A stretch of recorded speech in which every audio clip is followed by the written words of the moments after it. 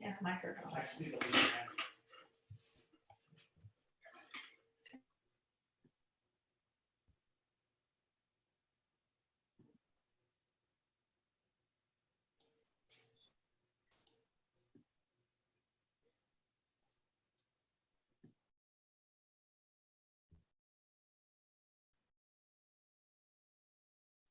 That's Robert Arcus. You're on. Hello. Fine. Mike. Oh, never mind. Never mind. I went off this slide. Hello.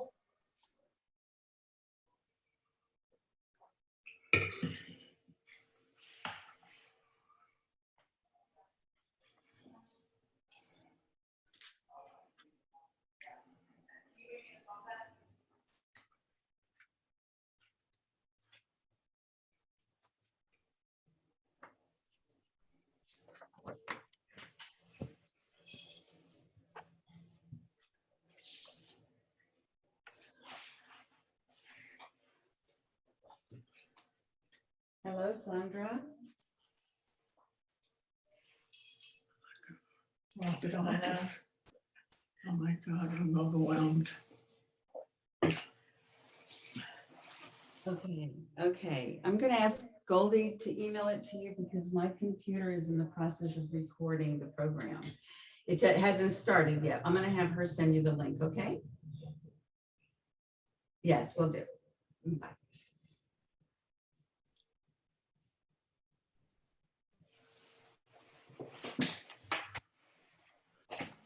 We found out about it. I didn't even think about it. They can hear you, so don't say anything.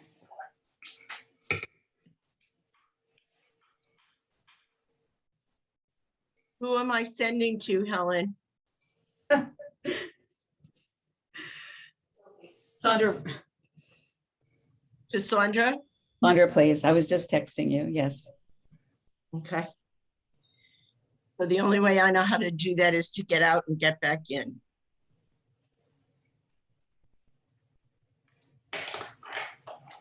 Getting ridiculous. Look at the mail. Hi there. There's a Zoom. Oh my God, you're on Zoom. Mhm. Look at this.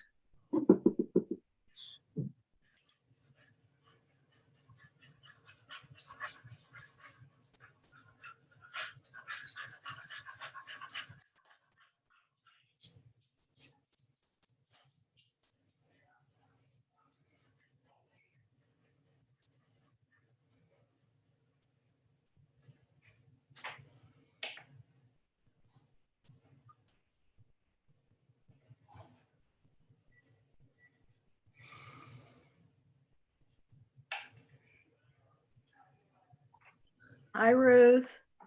Hi. How you doing? Okay. Oh, thanks for coming in, Ruth. Yeah, Oh, nice to see you. nice to see you too. And I see Joyce was up here for a minute, so we'll have the old Hadassah group. Uh-huh. Oh. Yeah, I wanted to see who else was on. Well, Marcy's going to be on. Yeah, is she there already? I haven't seen her, but I've gotten emails from her. Her husband did okay, so she's going to be with us. Good. And this is Ruth Linda. She was at your wedding, Amy. Here's Amy. Oh, hi, Amy. Hi, Ruth. How are you? It's been a while. It's been a while. Let's see, 38 years. Wow. Yeah, look great. Yeah, we had a nice chat this afternoon. I think everybody can hear you. All right, I'll get off when you get ready to speak. Okay. I mean, I'll mute myself. Oh, so she's the only one. Okay, good. There's Tammy.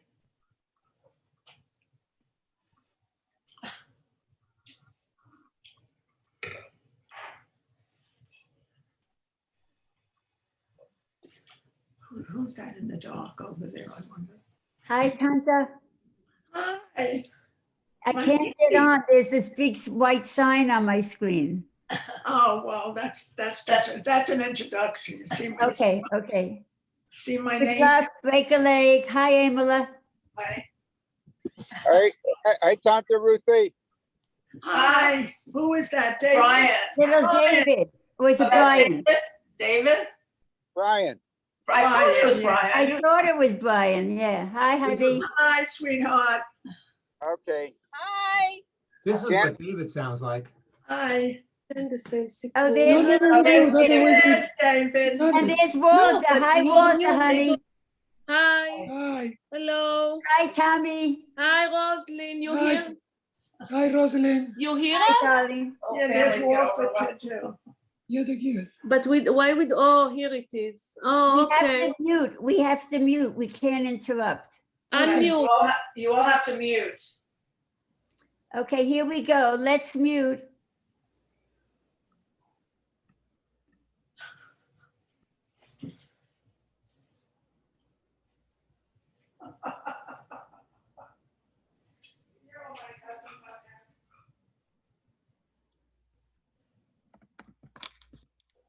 What's wrong with the salt? Because actually, I wanted to measure the sugar water.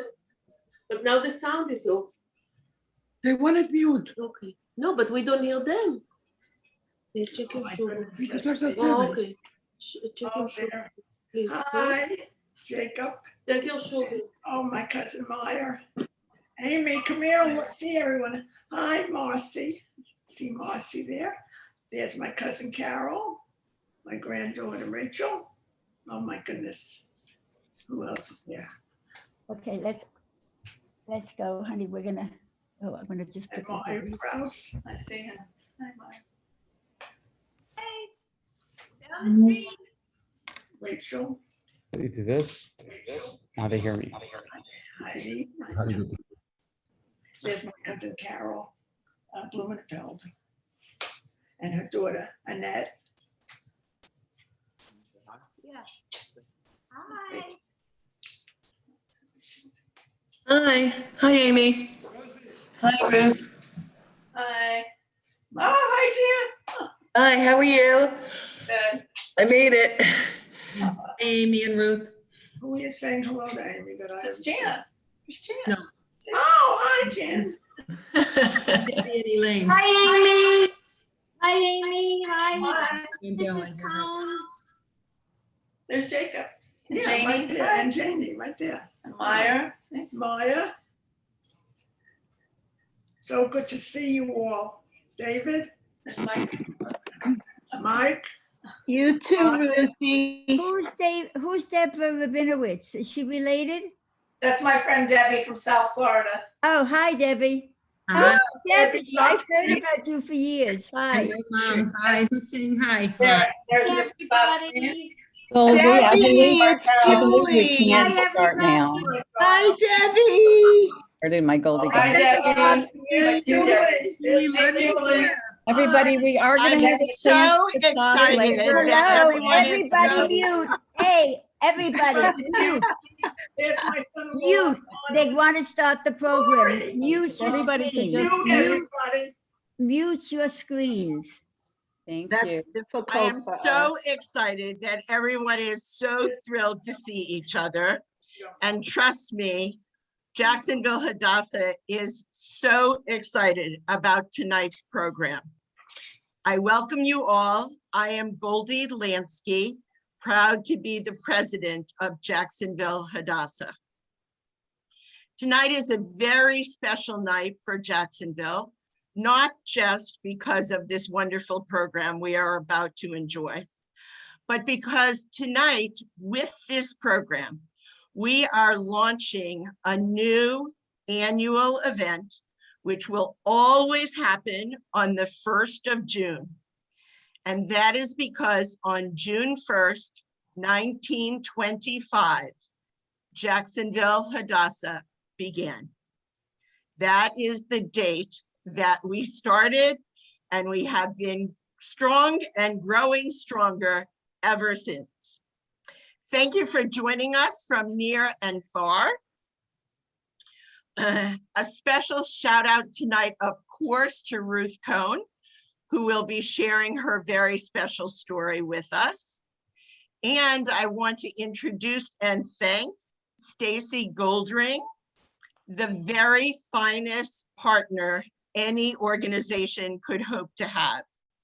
Stacey is the founder and director of Searching for Identity, which is doing incredibly important work in the area of Holocaust studies and Holocaust understandings. So we're grateful to you, Stacey, for all that you always do, and particularly for tonight. Thank you so much.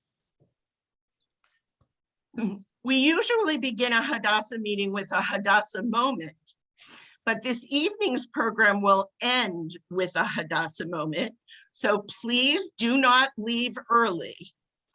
We are especially grateful to welcome Marcy Natan. Marcy is a former national president of Hadassah. And yes, she's also related to Ruth, but you know, that's a sidebar. And Marcy will be delivering the Hadassah moment at the end of the program. So please stay for every last second. So now a couple of housekeeping details. What would a Zoom meeting be without some housekeeping details? Thank you all for having muted yourselves. Please stay muted throughout the course of the evening. I might suggest that the evening may be more fun if you change your view to speaker view. And at least on my laptop, the upper right-hand corner says view. If you click on that, you have the opportunity for a speaker view or a gallery view. If you click on the speaker view, you will see Stacey and Ruth, and the rest of us will appear on a sidebar. But that might make the evening more fun. If you have questions during the course of the conversation, please feel free to put them into the chat box. We do have people who will be monitoring the chat box throughout the conversation, and we hope that we'll have time at the end to answer many of your questions. And with that, I'm going to turn it over to Stacey and Ruth. And thank you so much, Ruth, for sharing your story. Welcome. Okay, Ruth, thank you so much, Goldie, and I'm just so pleased to be here this evening. What started out as a conversation between Ruth and myself has blossomed into this incredibly special evening that we'll enjoy for the next hour. And I wish we could go for several hours, but we're on a very tight schedule. So I'm going to ask Helen to go ahead, and if you can share screen, or you can put up the visuals as we go about. I'm going to go ahead and just leave that in your able hands. And Ruth, hello. Hi, Stacey, good to see you. Good to see you too. So I'm just going to dig right in, and I'd like you to tell me about your background and your special connection with Israel. Okay, well, first I just want to say hello to my beautiful sister-in-law up in New York City and my dear friend, Mylene Dujois. And then I will tell you my connection with Hadassah, did you ask? Or Would you just tell me about your background and your special connection to Israel?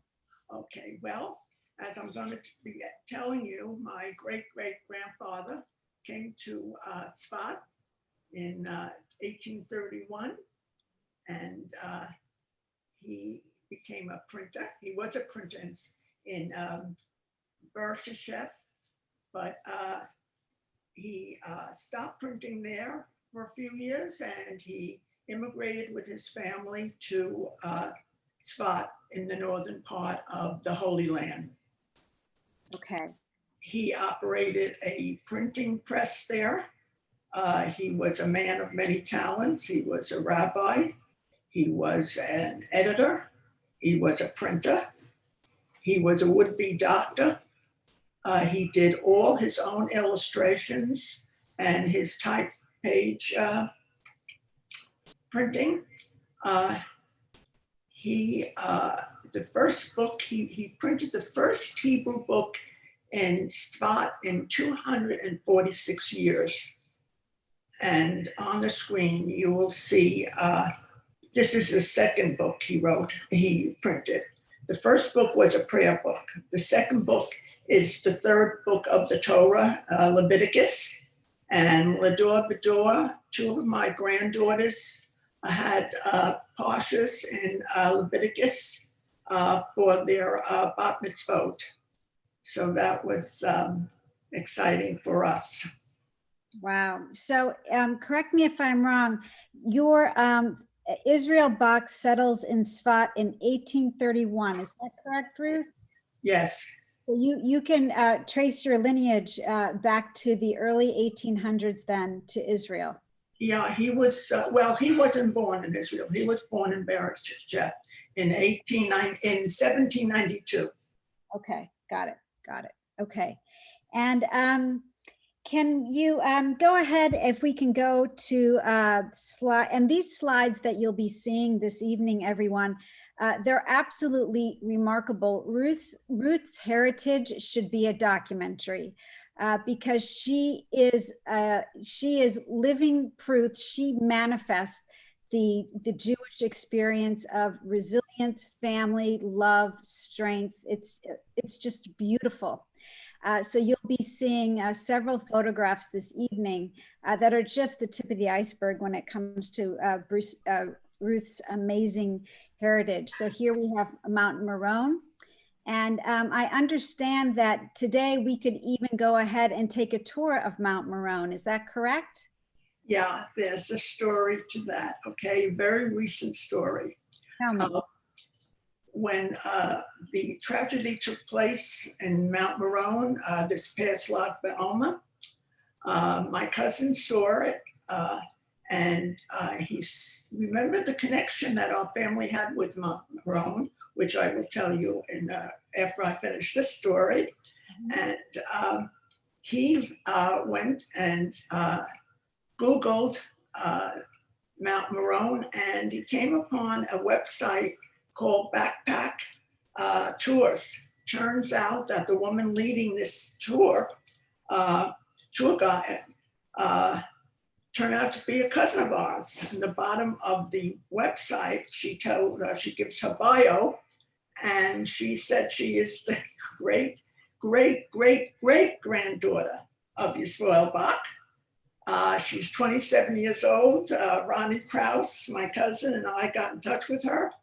And she told us, now these, let me just go back to Tzfat for a minute, because, but first of all, I just want to go back to Leviticus, if I may. You can go back about in the beginning 90s, two of the people here today, Julie Overland and Lori Jenna, Mom and Dad invited us to Washington, and at that time, there was an exhibit at the Library of Congress of the 100 years of Jewish archives. And so we went to see the exhibit, and all was walking around looking at all the cabinets and all the exhibits, and all of a sudden, I saw the book of Leviticus,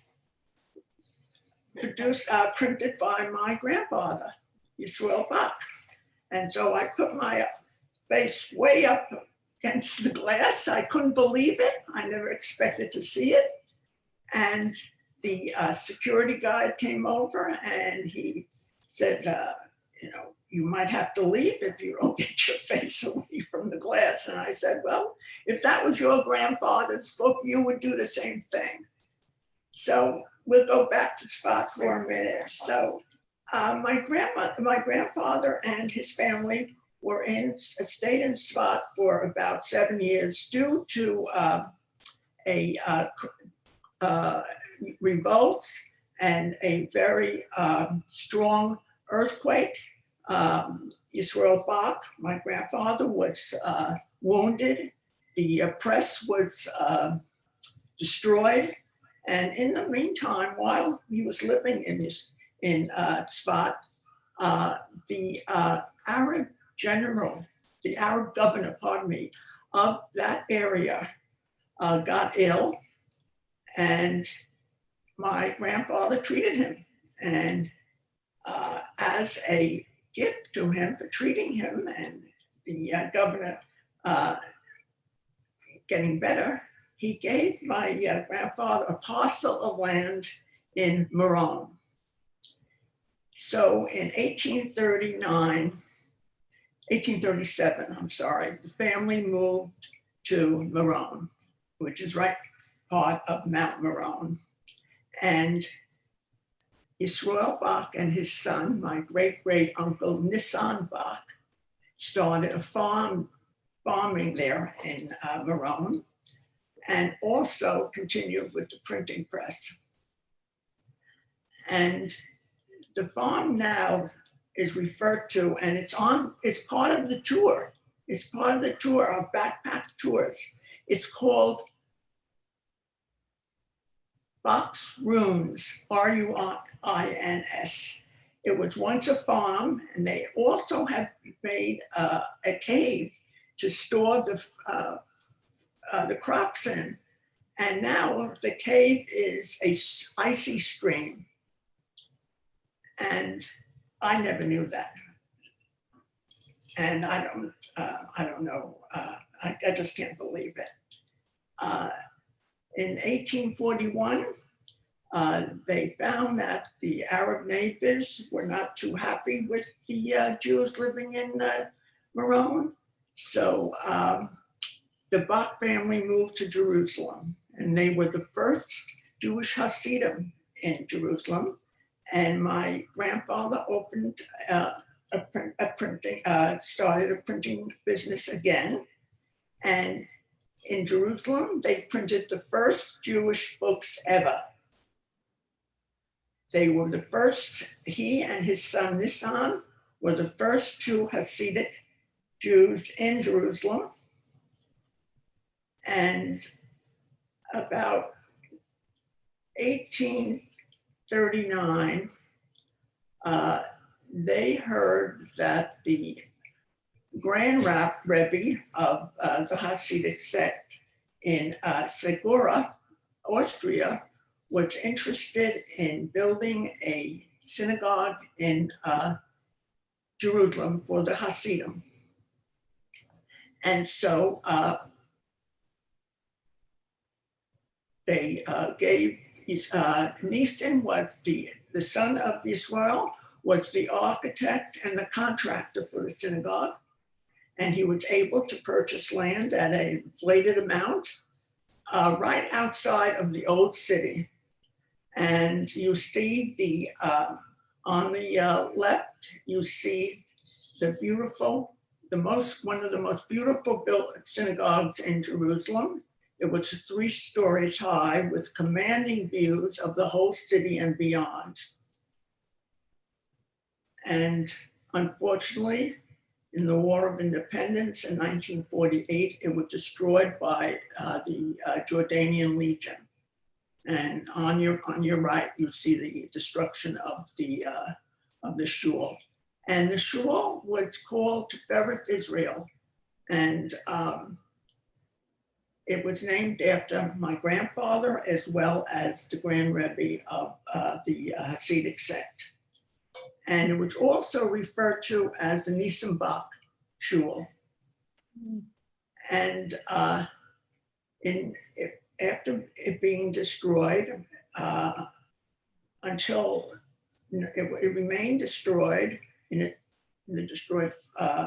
it was until 2012, that the Jerusalem municipality approved the rebuilding of the synagogue. And in 2018, the cornerstone was laid, and they celebrated. Many dignitaries were invited and attended, and my nephew Brian Scher, who was watching, and his wife Janet were at the synagogue at the celebration that day, as well as my grandson Sam Wisen. And here you see on the left, you see the synagogue with just a little plaster around it. I just don't know when that was taken. And in 2014, I visited Israel, and Sam and I went to see what was going on at Teferet, Israel, and this is what we saw. And this is such amazing history. And I just, anyone who's involved with the written word clearly is going to be close to my heart. So I just wanted to talk to you one moment about the newspaper. I'm assuming, and maybe Liat can help us with this if she wants to unmute, the newspaper would have been printed in Yiddish, correct? Because they did not speak. It was printed in, I understand that it was printed in, yes, Yiddish, yes, Yiddish. I just wanted to make sure. And I think that it was the second Yiddish paper in Jerusalem. That's just so incredible. And here it is, Chabad Salet. And first it was edited by my grandfather and his son Nisan, my great uncle. And they just published about 5 issues, and they were closed down by the Ottomans. And then about 10 years later, my great uncle, Yisrael Frumkin, who was the son-in-law of Yisrael Bach. I hope everybody gets that. He took over, he started it again. And it was a major organ for the Hasidic in Jerusalem. And Yisrael Frumkin printed until 1911, right up there, 1911. Amazing. So that was very, very exciting for us. Wow. So Ruth, as we've spoken over the months about your family, we came to the conclusion that you stand on the shoulders, you are standing on the shoulders of some really incredible, strong women. So I'd love for you to talk about them. And we can start with your Baba Pina. And okay, well, my Baba Pina, she was my great grandmother. Okay, my maternal grandmother. And so was Yisrael Bach, by the way. He was my maternal grandfather. The Baba Pina was married to a perennial, he was a Rebbe, but he was a perennial student and a sometimes teacher. And so the Baba Pina was she opened a shop selling sacks of flour, and as she was the sole breadwinner, I'm sorry for the pun, but, and also she was, the members of the community consulted with her about all kinds of things, plus life events. And my mother adored her. My mother just loved her and always referred during her life to the Baba Pina.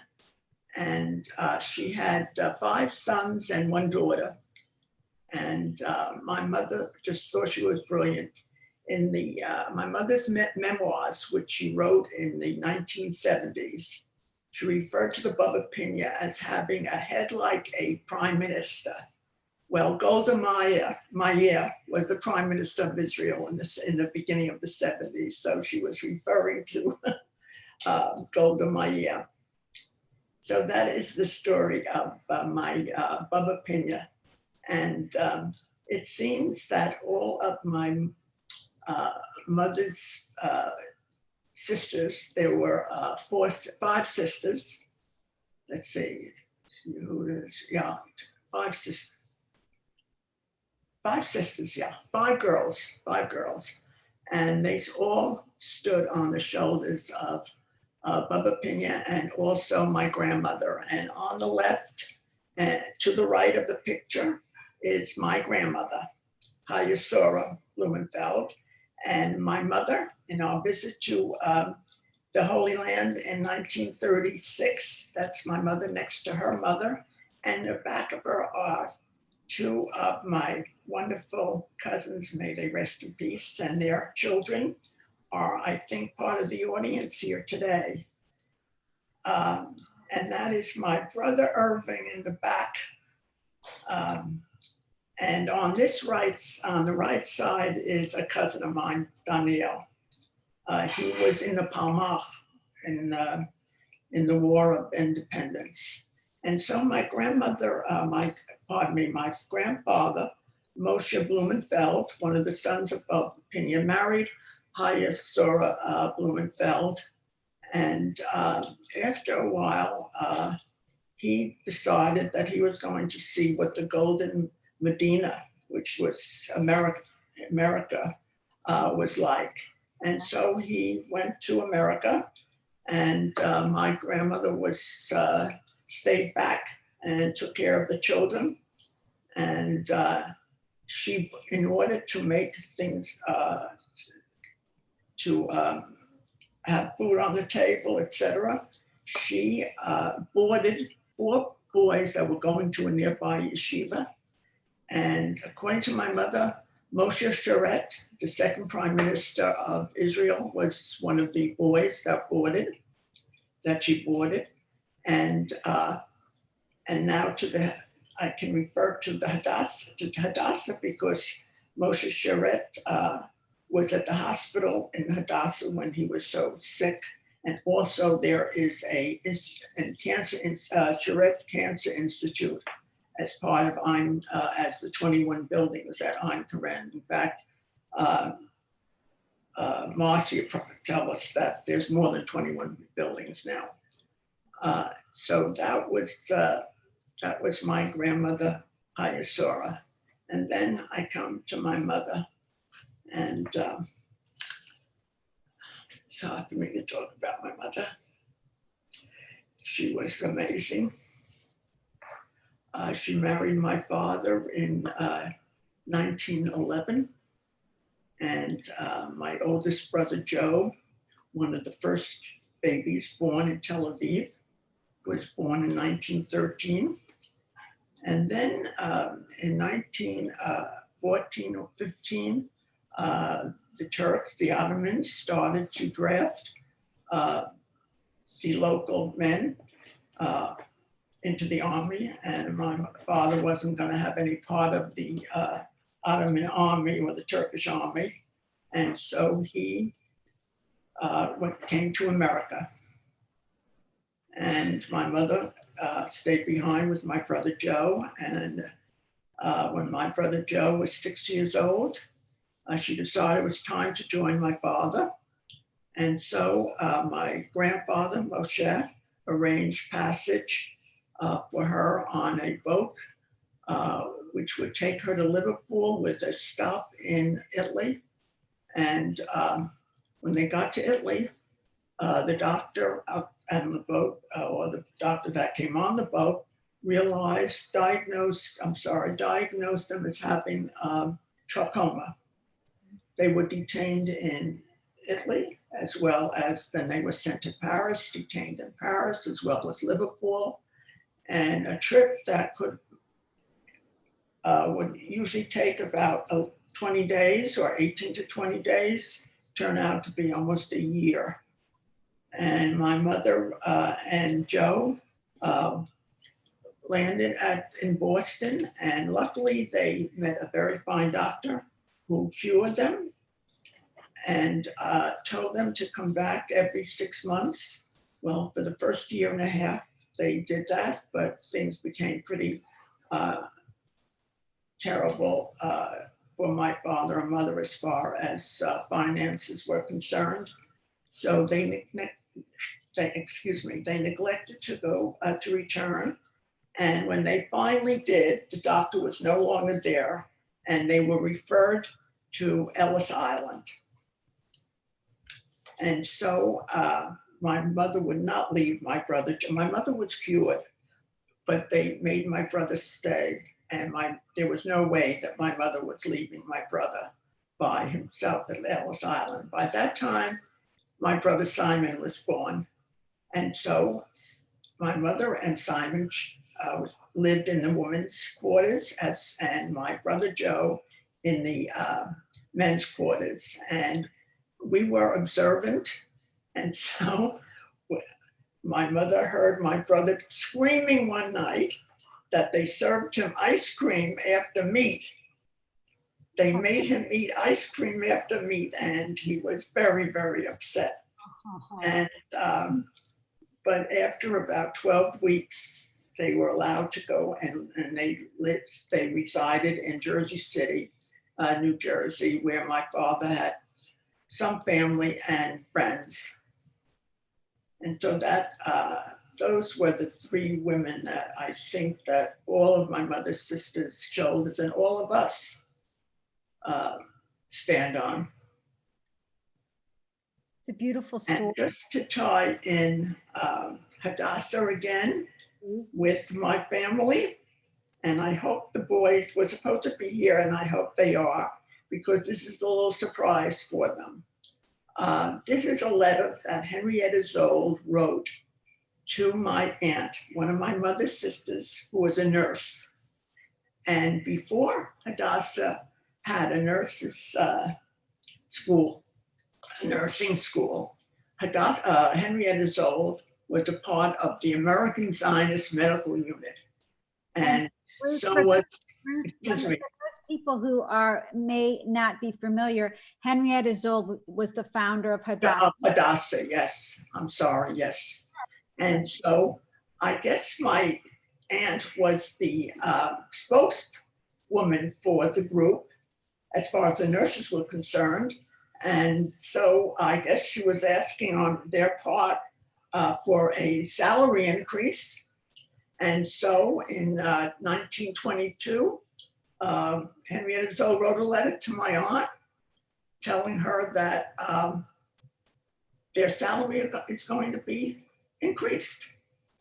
And now on one of my trips as part of Hadassah, after the convention, I stayed with the daughter of Miriam Blumenfeld, and she showed me the letter, and I couldn't believe it. I just couldn't believe it. I brought a copy back for our archives, and here it is. And Meyer, Danny, and Ronnie, there it is. I got it from your cousin Mira. Thank you. So that's my tie-in with Hadassah. Well, Never knew it until I came when I came to Israel, and my cousin showed me the letter. it's just remarkable. The history just continues to erupt to the surface. And we are already at 7:32, Ruth. See how it goes so fast.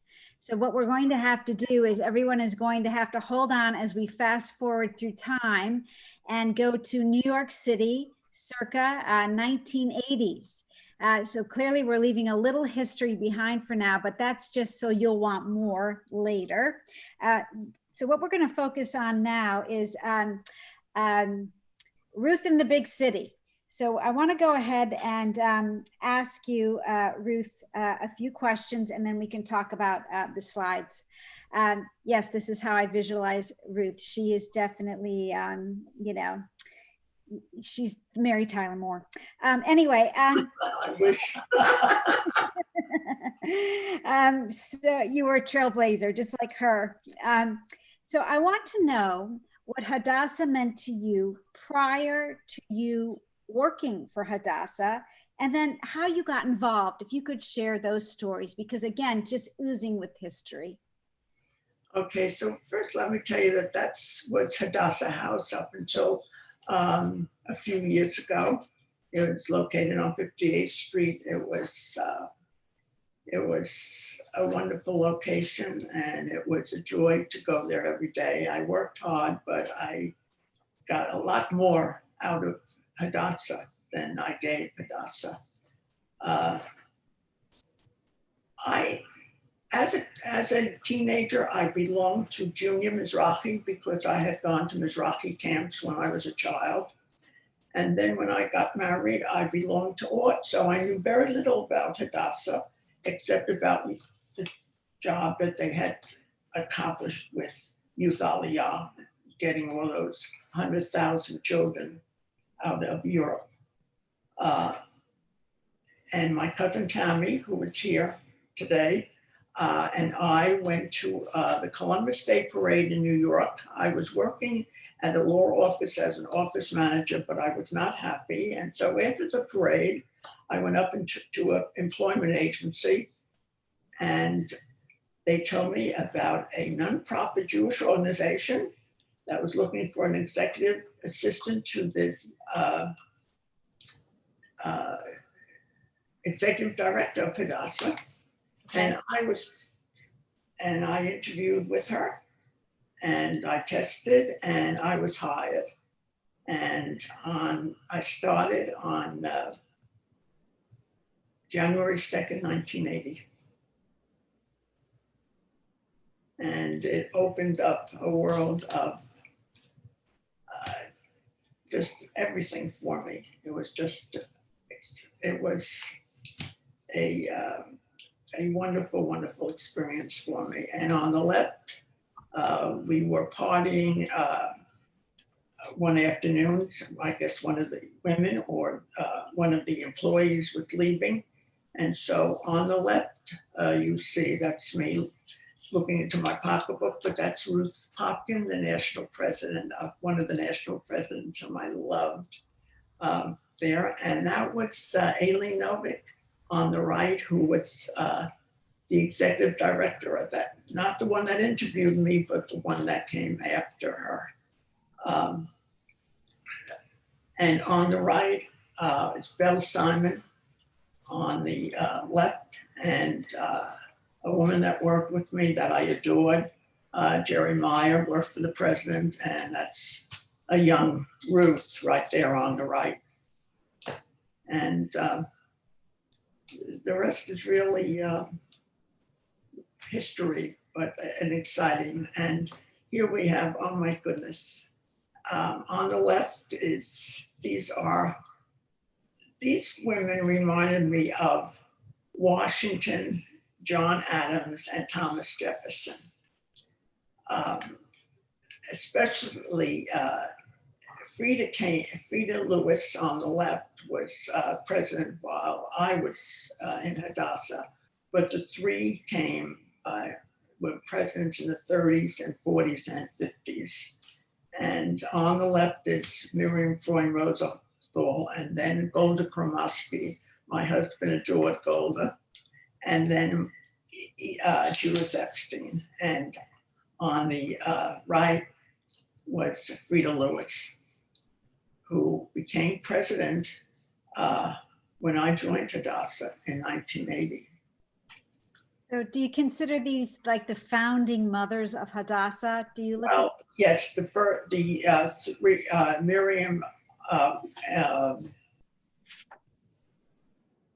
Kromowski and Judith, yes, were three of many, three of about 10 or 11. There was Tamar Poole, who was amazing. They were all amazing. All the Hadassah, 26 of them, I think now, all amazing. But these women were really the matriarchs of Hadassah.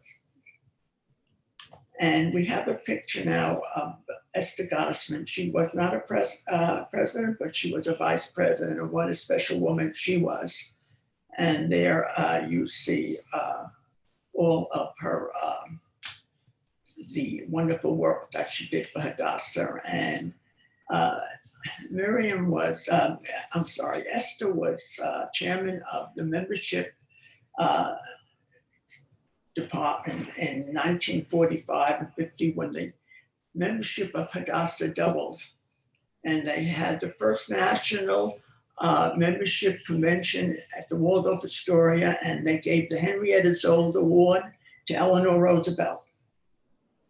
And the room was so crowded that the police had to be called, and 3 additional rooms were wired to seat the record crowd. And then Esther went on to be the chairman of what was then the Hadassah newsletter, and at her suggestion was changed to the Hadassah magazine. And she had fantastic writers, outstanding writers like outstanding men and women like Dr. Yigal Yadin, the famous archaeologist. One of his And books. at that time, shepherds near Qumran found these large clay jars, and in the jars were scrolls.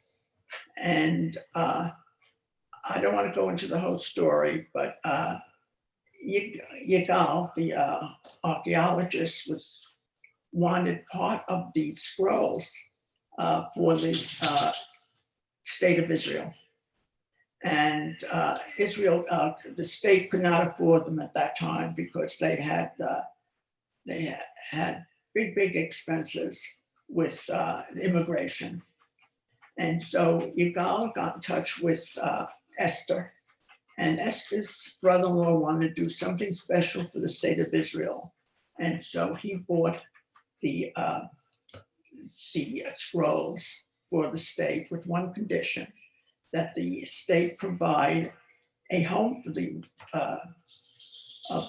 scrolls. In the meantime, her brother-in-law Sam passed away, and in memory of him, the family contributed the full amount to build the shrine of the book.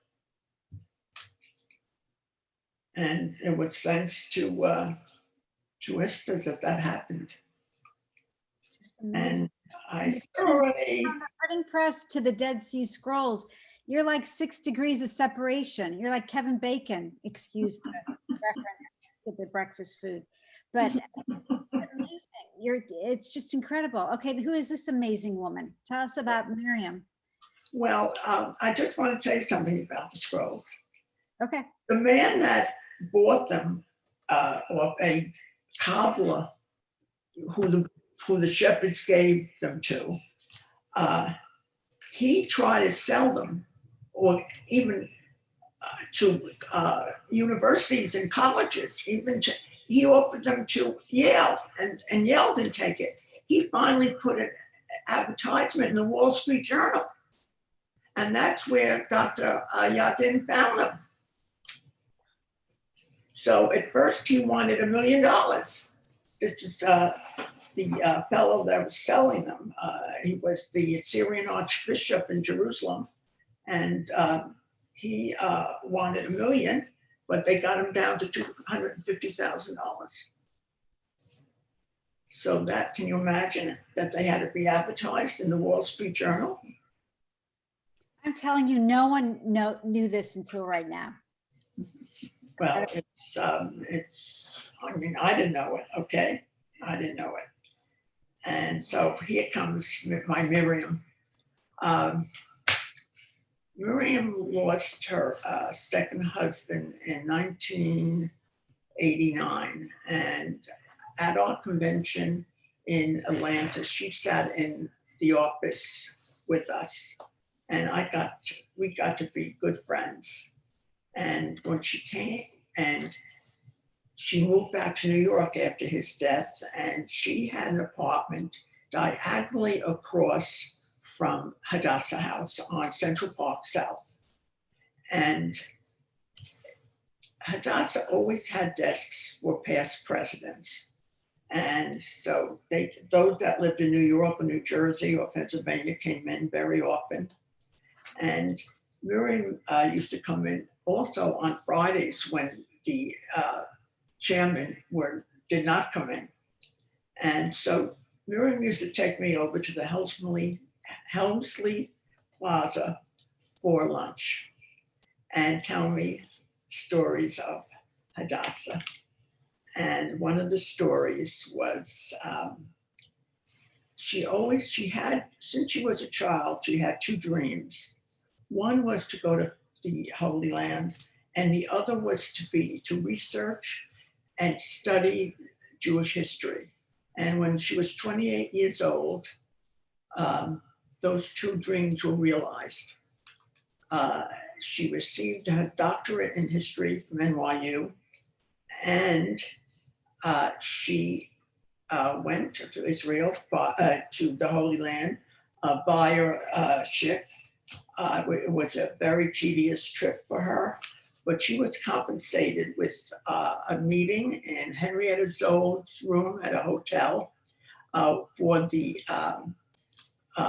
non-government council. And Henrietta Zoll was the chairman of the council. And Miriam sat across from Henrietta Zoll at the meeting, and Henrietta Zoll told her that she knew her mother and had visited them at their home in Perth Amboy. And in fact, went on a membership drive with Miriam's mother. And so when Miriam came back to America, she joined her mother at a meeting at the Borough Park chapter of Hadassah, which was in Brooklyn, of course. And she made a speech, and she told me that she made a speech for Hadassah, and she never stopped speaking for Hadassah until, well, she said until now, but of course. And that was in the 1990s, the early 1990s, because she passed away in 1998. Mm-hmm. And I have another story, a wonderful story about Miriam and Marc Chagall.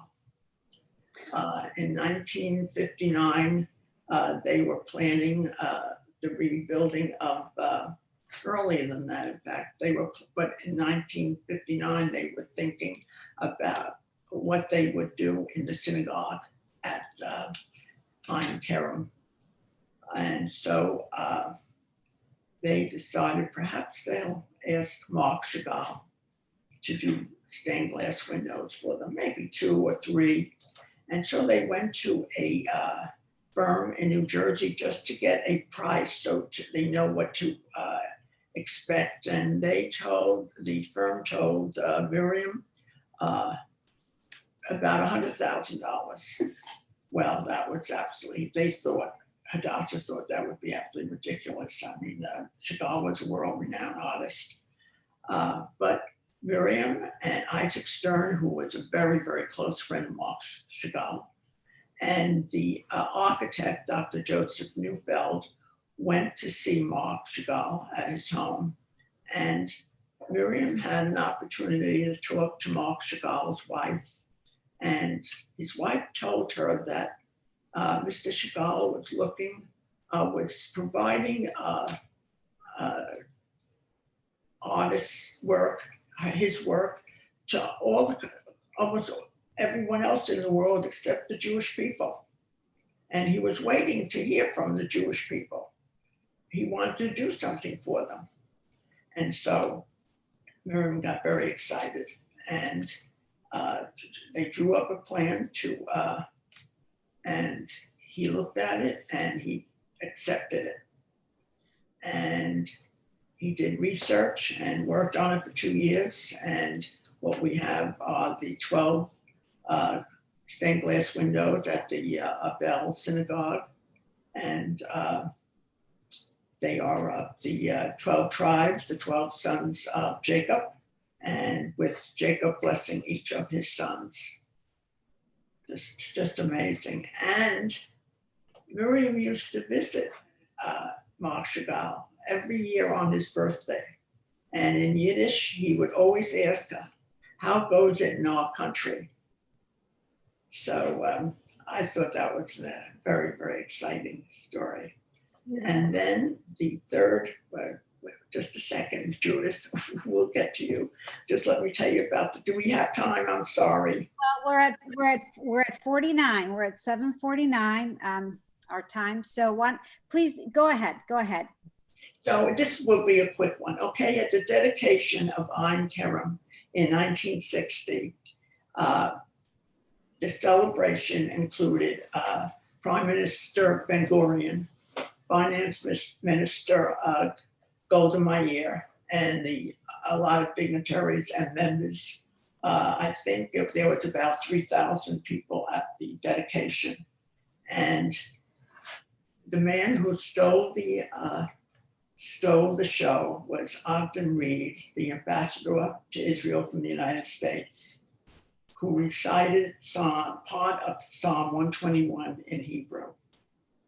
And I knew that I would forget it because I'm a little bit nervous.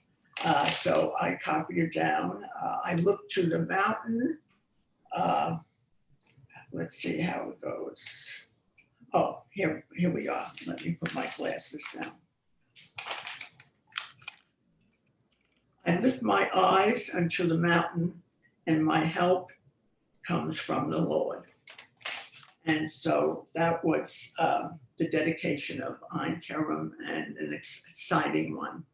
So now we can show another one of my favorites, Judith Epstein. Tell us. The 75th anniversary of Hadassah, we were in Israel for the important part of it. And at that, Ruth Cohn was our president at that time, and Ruth and Teddy Kollek, mayor of Jerusalem, rode in a horse-drawn wagon. It was Purim as well. And they rode in a horse-drawn wagon through the streets of Jerusalem with the women marching and singing and dancing. It was very, very, very exciting. And one of the fortuitous occasions for me was I was walking through the old city one evening during the 75th celebration, and Judith was walking with another wonderful, wonderful woman from Hadassah, brilliant Fanny Cohen, and they were both in their late 80s. And so I ran ahead and grabbed each of their arms and walked with them. And Judith related stories to us.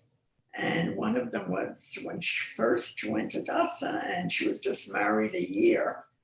There was a very, must have been a very exciting meeting because she did not get home until 1 o'clock.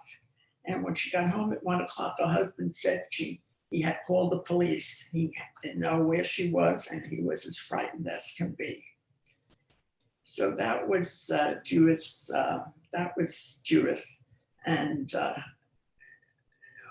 she made a wonderful contributions to Hadassah. Every president did. Every president, every member of the national board was quite something. But Judith told a story that happened, that she heard from about a nurse at Ein Kerem, a head nurse, and this was during the '67 war. The head nurse's son was a paratrooper, and the paratroopers were a stellar group who captured Jerusalem for the Jews. And she got a call 5:30 in the morning. She was so afraid it was the worst. But she took the call, and it was her son. And her son told her, Mom, in 15 minutes, we are returning. We're up here at Mount Scopus, at Mount Scopus, the location of the first hospital that was captured during the War of Independence.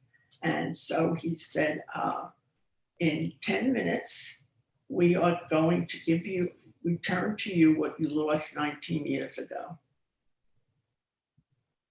So So that's, that was very exciting, and it was exciting to Judith, and I can imagine how exciting that must have been. We have a collage that I'm just going to ask Helen to put on the screen of some of the amazing people that you got to meet while Well, you I'll were- tell you first about Kirk Douglas, okay? My first trip to Israel in 1982 with Hadassah, and my husband was able to come with me. Kirk Douglas was making the movie Remembrance of Love, and the company was at the Hilton, where most of the Hadassah National Board was staying. So I used to see Kirk Douglas in the lobby all the time. And he was as handsome as you think he was, or you thought he was. And then Harry Belafonte was at a national board meeting. He was, and he is, an activist, so he was very interested in relations between the Jews and the African-American community. And then Joe Biden was at our convention in Baltimore. Let's see, is that well, of course, Elie Wiesel, we all recognize. Right. And is that Menachem Begin? Yes, so can we go ahead and you can. I'm sorry. And of course, Menachem Begin was at our, spoke at one of our conventions. And George Shultz spoke at one of our conventions.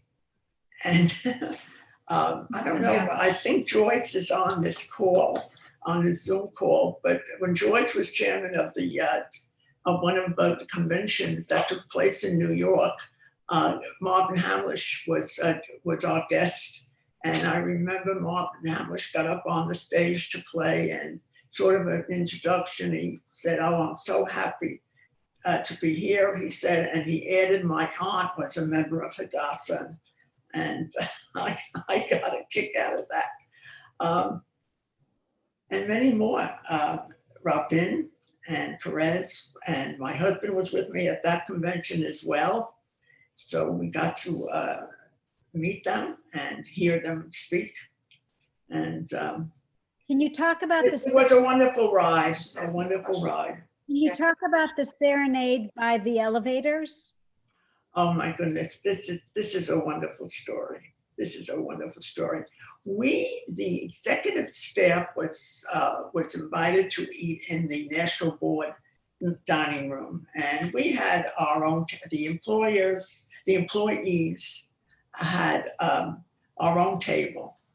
And one day, one of our the director of the Jewish Education Department, Miriam Wexler, told us a story, and I still laugh when I tell it. And in fact, I spoke to one of my coworkers at Hadassah today, and we laughed about it.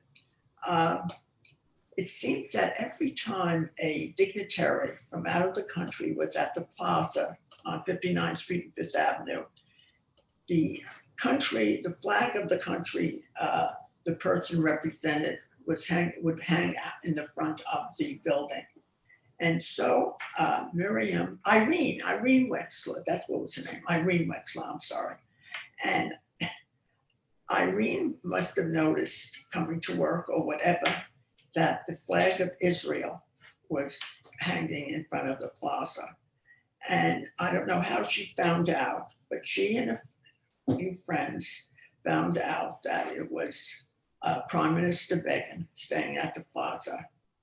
And they got together, and somehow, whether they guessed or they found out, that Governor Kerry was visiting Begin in his room at the plaza, and they would be coming down in the elevator.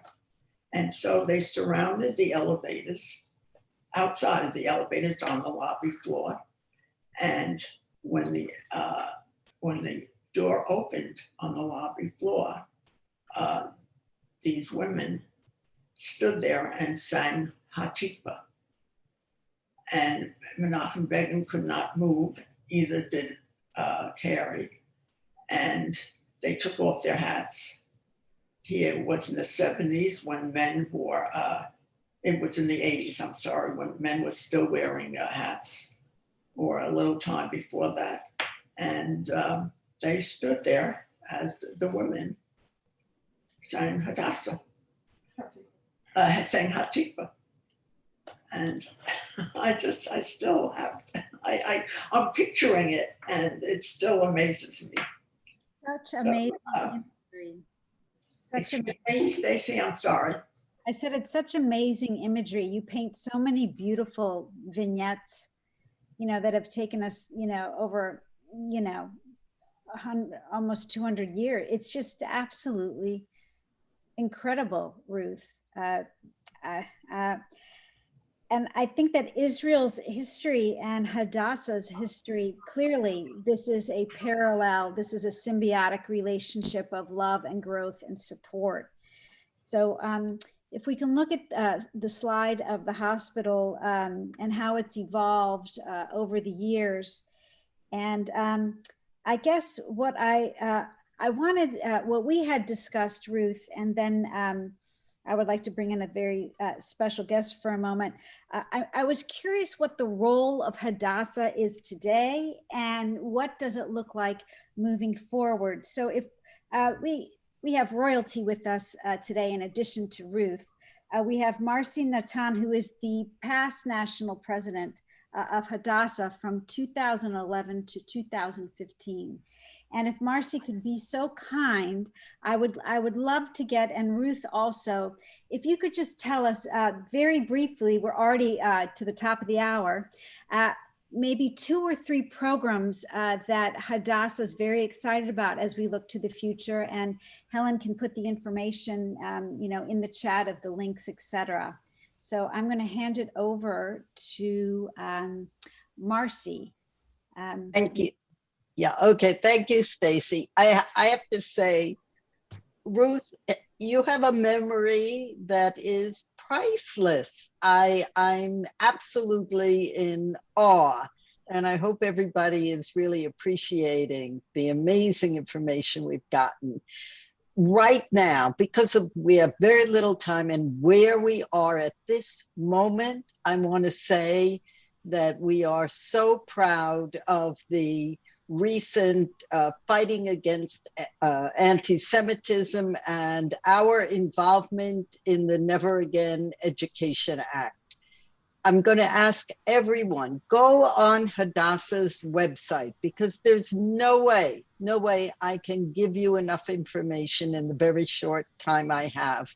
You'll see information about the nurses, what they've done during COVID, what they did during the war, the amazing surgery that we just did, transplanting from an Orthodox Jew who was killed by the Palestinians during the war and transplanted into a woman who is a Palestinian Christian. Only at Hadassah could something like that happen. You mentioned, Ruth, the Sherett Institute of Oncology, amazing efforts being made there on cancer research and cancer treatment. And it's an area that is in desperate need of some renovation. So know that your contributions to Hadassah are helping to make things like that possible. Youth Aliyah has come out of this pandemic and the war, only looking forward to the future. And these kids that you are educating are really the future of Hadassah. And they will be celebrating graduation this month. And again, that information, we're going to get it up on the website for you. So I would just close by saying we've got some missions coming up. And those of you who have been to Israel know nothing that we can do has the impact of actually being there. We've got to get the young people to Israel. There will be a mission in August, our first efforts to get back to Israel. And in November, which I personally feel will be a little bit safer and easier. There are still pretty strict restrictions. There will be a keeper's mission to Israel.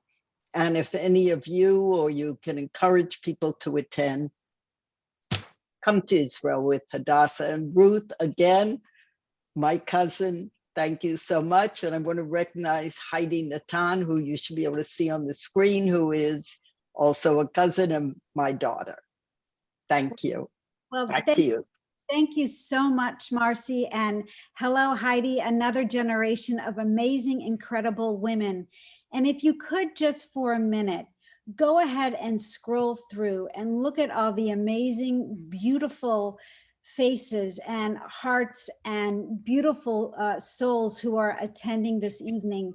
And we have Hadassah to thank for giving us this opportunity to come together. And as many of you know, I'm passionate about the written word, and I love the stories that Ruth is telling, and I'm hoping to capture more. So if you're interested in being a part of a writing workshop, so you will never ever have to worry about why didn't I ask, we'll be searching for identity. We'll be starting a writing workshop in the fall, and you can just go ahead and get a hold of me or get a hold of Helen or Goldie, and we'll go ahead and make sure you can get on that list. And I always ask two questions when we're wrapping up. And the first question I have, is there a question, Ruth, I didn't ask? Yes, there is, Stacey. And the question was, the question is, how many times did I fall asleep on the bus coming home from Hadassah and having to ride at least 3 stops before a drugstore so that I could call my husband to come get me to my car or to take me home? That is so great. I love that. A lot of times, Stacey, a lot of times. And only my husband, may he rest in peace, had the patience every time to come get me.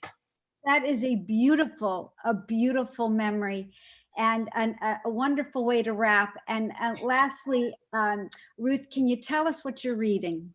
I'm reading the second book of a trilogy called The Country Girls by Edna O'Brien. It is part of our book club recommendation, and Stacey Goldring is our facilitator. How lucky can you get? There's the book. Oh my gosh, that was not planned. You are just too much. Well, I want to raise my glass in a l'chaim to Ruth. This has been Helen, where are you?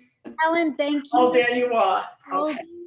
Liat, everyone, Marcy, for everything, for making the time. Your time is precious. L'chaim, and thank you so much. And thank you, Stacey. Hi, Thank you Ruthie. so much. Hi, Stacey, Ruthie. thank Oh, you. my Thanks so goodness. much. Before we wrap up, I just want to thank you, Ruth.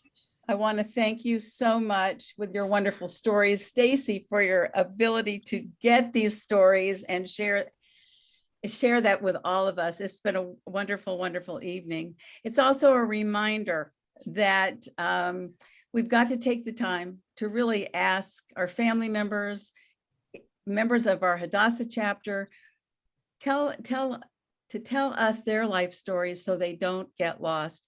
You were very lucky, Ruth, that your mom wrote so many things down. And so you have a lot of family stories. I have to just also say you have a lot of family members on Wikipedia going back for several generations. I don't think most of us have that. So we really need to share those stories. And Stacey did indicate she has a writing workshop coming up to help us do that. So our children and our grandchildren won't have to say, why didn't I ask? So we're really glad, and you will be getting more information about that, that workshop. I just have to say also, Ruth, it's been such a ball working with you to prepare for this evening's program. I have grown to just adore you. I love the visualization of women, of standing on the shoulders of strong women. And I think that was just such a powerful image. You exemplify that. Your two daughters, your grandchildren, your great-grandchildren have those shoulders to stand on with you. And I think they got even a little wider tonight. So I just, again, thank you so much. And as the programs and advocacy chairman for Jacksonville Hadassah, I have to end with one quick plug. And that is that tomorrow evening, we start a 3-part series with more strong women. It's called Jewish Women, Radicals, Rebels, and Reformers. It's a 3-part series, June 2nd, 16, and 30. We hope you'll join us. You can email me at jacksonvillehadassah@gmail.com and I'll send you the information. I know everybody is biting at the bit to talk to each other, so I'm going to let you unmute and do that. And I wish you all a good night. Thank you. Good night. Hi, Ruthie. Hi, sweetheart. How are you? I'm so proud. Happy that you were here. Of course, I am so proud to be related to you, Ruthie. I can't tell you. My father and his sister are dwelling up there. Mwah. I love you, Ruthie. I can't wait to see you in person.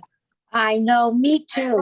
And right above you in the pictures is a new cousin I found on my father's side. One of the past presidents of National Hadassah, who I worked with and knew so well, but we didn't know we were mishpacha. And now we know. And her daughter Heidi. So proud, so proud. Amazing. Ruth, how long have you lived in Jacksonville now? How long have you lived in Jacksonville now? Oh, it's since 1998. So it's what, 22 years, 24 years, 23 years, right? Am I right? Or 21 years? Wow.